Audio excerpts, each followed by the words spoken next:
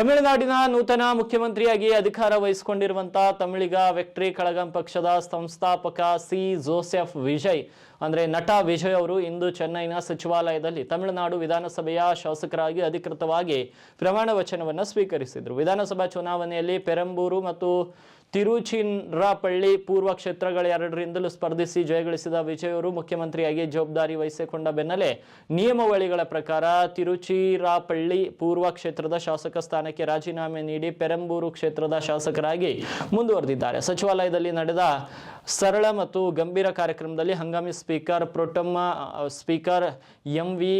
ಕರುಪಯ್ಯ ಅವರು ಮುಖ್ಯಮಂತ್ರಿ ಜೋಸೆಫ್ ಅವರಿಗೆ ಶಾಸಕ ಸ್ಥಾನದ ಪ್ರಮಾಣ ವಚನವನ್ನು ಬೋಧಿಸಿದರು. ನೂತನ ಸಿಎಂ ಜೊತೆಗೆ ಟಿವಿಕೆ ಪಕ್ಷದ ಇತರ ನೂತನ ಶಾಸಕರು ಕೂಡ ಶಾಸಕರಾಗಿ ಪ್ರಮಾಣ ವಚನ ಸ್ವೀಕರಿಸಿದರು. ತಮಿಳುನಾಡಿನಲ್ಲಿ ಡಿಎಂಕೆ ಮತ್ತು ಎಐಎಡಿಎಂಕೆ ರಹಿತ ಹೊಸ ರಾಜಕೀಯ ಯುಗಕ್ಕೆ ನಾಂದಿ ಹಾಡಿರುವ ನಟ ವಿಜಯ್ ಖ್ಯಾತಿಯ ವಿಜಯ್ ಅವರ ಈ ಪ್ರಮಾಣ ವಚನ ಸ್ವೀಕಾರ ಕಾರ್ಯಕ್ರಮ ಸದ್ಯ ದೇಶದಾದ್ಯಂತ ಭಾರೀ ರಾಜಕೀಯ ಕುತೂಹಲಕ್ಕೆ ಕಾರಣವಾಗಿದೆ.